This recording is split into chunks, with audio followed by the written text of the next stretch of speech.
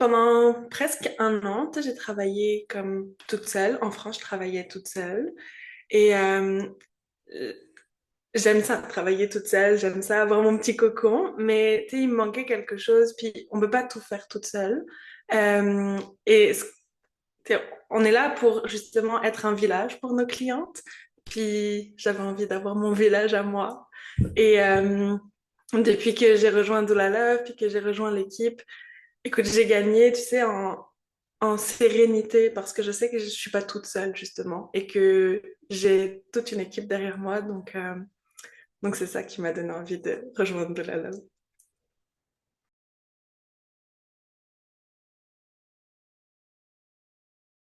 La valeur qui est vraiment très importante pour moi, en fait, il y en a plusieurs chez De la Love. À la fois la sécurité, que la personne que j'accompagne se sente vraiment en sécurité. Et ça, c'est vraiment quelque chose qui est très important pour moi. Et l'éthique que j'ai dans mon travail, euh, c'est vraiment quelque chose où je me mets une grande rigueur, d'avoir une éthique, de me faire moi-même accompagner pour justement être certaine que quand les personnes viennent me voir, je sois vraiment assez neutre et assez objectif pour les accompagner eux à travers leur histoire et pas à travers la mienne.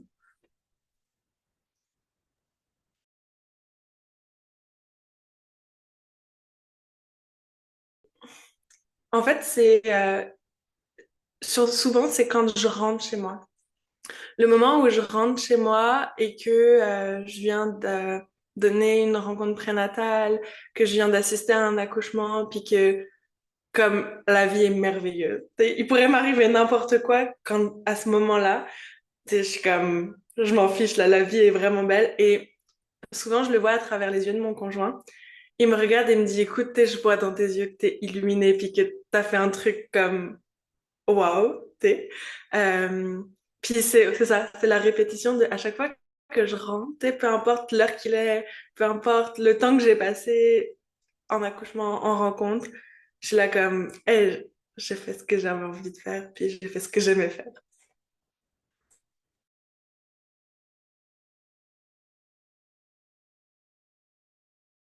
Je trouve que en assistant, en ayant le privilège d'assister à des enfantements, des accouchements de personnes, j'ai pu voir à quel point il y a tout est fait pour. Tu sais, il y a vraiment une force innée euh, dans la femme, là, dans la personne qui donne naissance, qui est...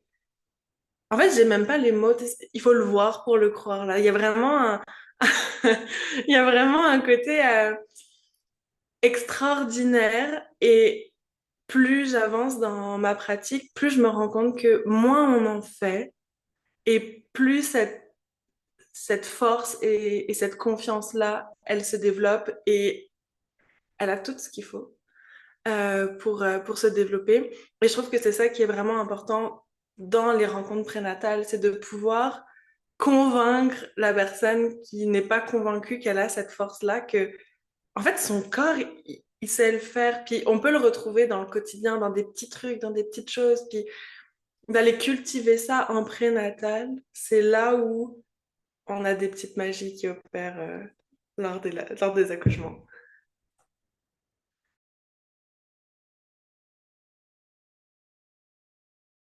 Euh, Mon super pouvoir, je dirais que c'est de voir et d'entendre, mais avec le cœur. Quand, autant en rencontre prénatale que durant l'accouchement, j'ai un dixième sens, parce qu'on en a neuf normalement, on en connaît beaucoup cinq, mais on en a neuf. Donc j'ai un dixième sens qui est là et je trouve que ouais, il y a une lecture qui peut être faite autrement que juste parce qu'on voit à travers les yeux. Et, euh, et je trouve que c'est ça. Et avec ça, les justes mots qui viennent avec, parmi ce que je vois, ce que j'entends, ce que j'en comprends, d'aller pouvoir poser les mots au juste moment. Et en accouchement, souvent, je passe mon temps à me dire, OK, est-ce que c'est le bon moment? Je passe mon temps à essayer de jauger comme, est-ce que les bons mots, les bons moments? Puis quand c'est fluide, c'est que c'est le bon moment et les bons mots.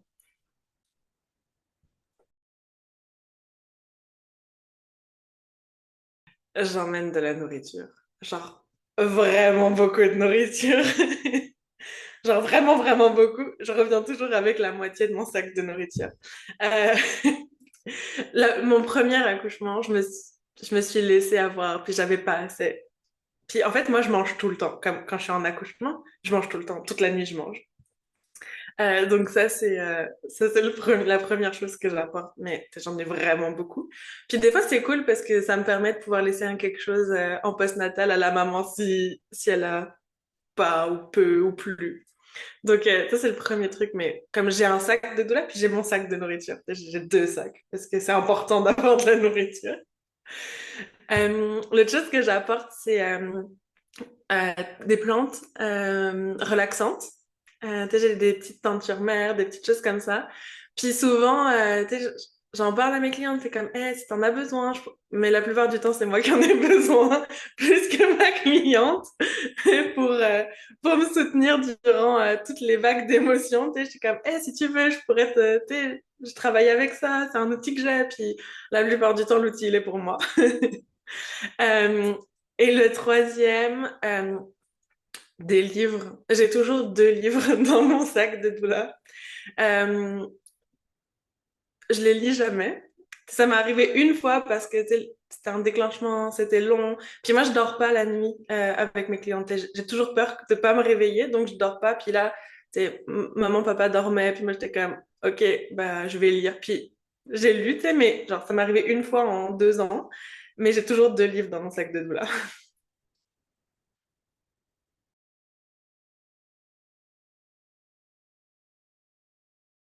Euh, pour moi, les contractions, c'est une personne hyper susceptible.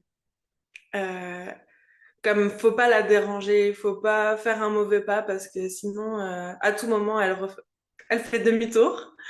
Euh, Elle a quand même un caractère bien trempé.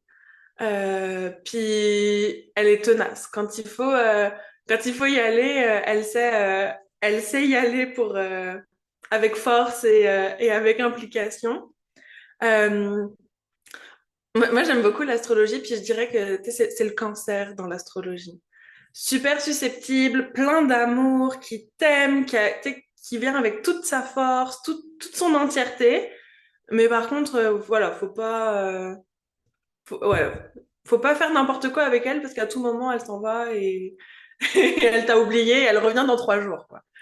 Tu mets un accident de voiture, elle se casse, tu sais, tu lui mets une lumière un peu forte, ça lui plaît pas, elle s'arrête, tu lui mets un bain chaud un peu trop relaxant, elle décide de se relaxer puis elle va dormir, enfin, on sait jamais si elle est vraiment là en plein ou pas, quoi. Par contre, quand elle est là, elle est là.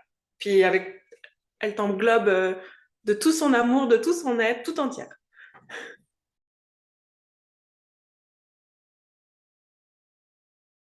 Lors de ma première grossesse, j'étais pas doula. Et, euh, et je vois à quel point, justement, je doutais de cette force, je doutais de cette capacité. Aujourd'hui, donner des sens dans le monde dans lequel on vit, c'est vraiment pas simple.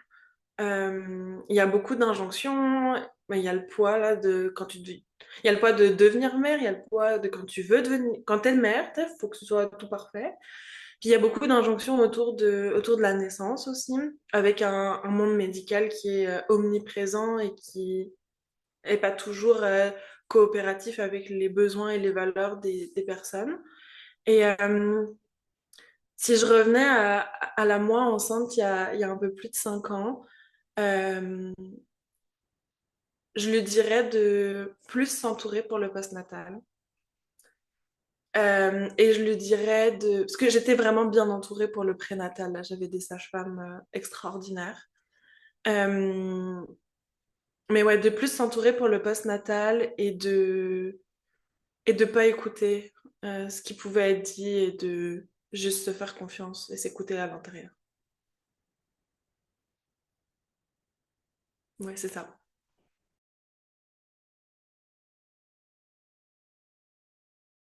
Je trouve ça, genre, juste une phrase, c'est...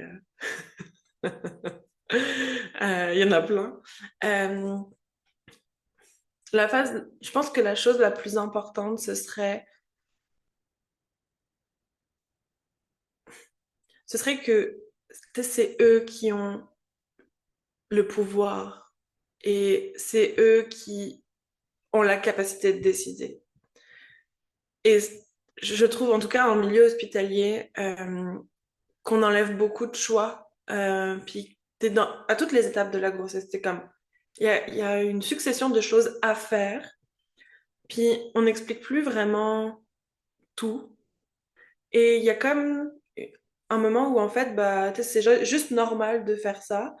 Et on n'explique plus voilà, les avantages, les inconvénients, ce que ça peut risquer de faire, ce que ça peut avantager de faire. Enfin, et même dans les choses qui sont que la personne voudrait, ben, en fait, elle voit même plus le bénéfice parce qu'il faut juste faire.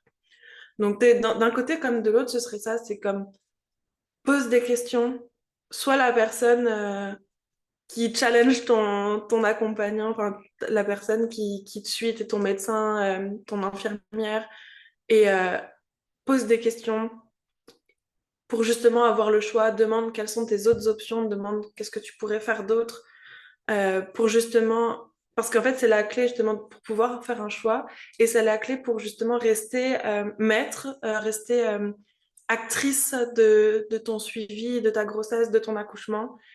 Et on le sait, le fait d'être acteur d'une situation, ben, ça permet justement de vivre encore mieux la situation et potentiellement d'éviter les traumas ou d'éviter les regrets après parce que justement on a été acteur de nos choix. Et ouais, ce serait ça, pose des questions. Pose 1000 questions, c'est pas grave.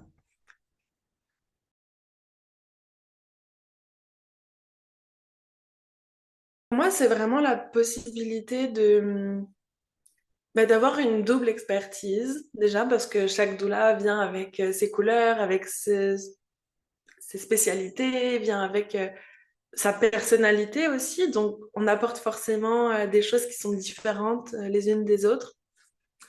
Et je pense qu'on a beaucoup à gagner justement à être en communauté aussi. Au-delà de l'accompagnement pur et du côté technique de l'accompagnement, ça vient justement redonner ce village. On peut être accompagné par plusieurs femmes avec d'autres expériences, d'autres sensibilités. Et c'est forcément riche, en fait, de sens. Quand on regarde ancestralement, on avait toutes les mères, les grands-mères, les cousines, les tantes, les voisines. Il y avait une multitude de sources, une multitude d'expériences. Et je trouve que en Diade, on retrouve un petit peu ce côté-là de la multitude d'expériences, de ce petit village un petit peu. Et puis, on n'est jamais mieux accompagné que quand on a deux personnes. Une personne, c'est chouette, deux personnes, c'est encore mieux.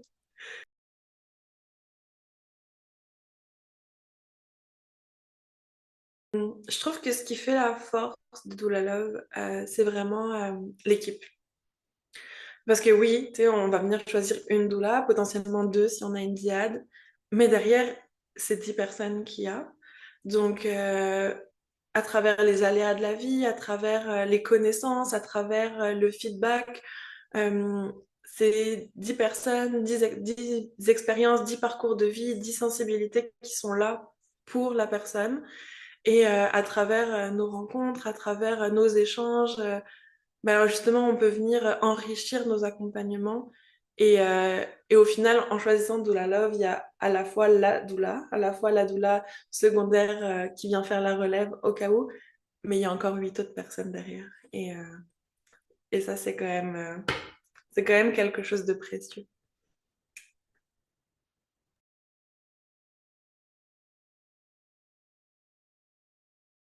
Hmm.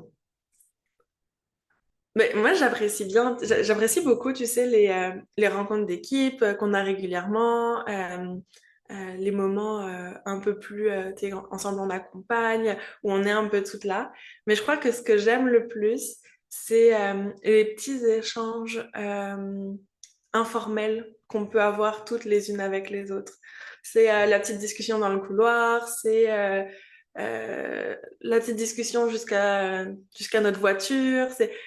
Et je trouve que Mais moi, je suis plus à l'aise en plus en one-on-one que en gros groupe. Donc, il y a ce côté un petit peu, ouais, encore plus précieux de ce petit moment à deux, trois ou quatre, là, un peu informel.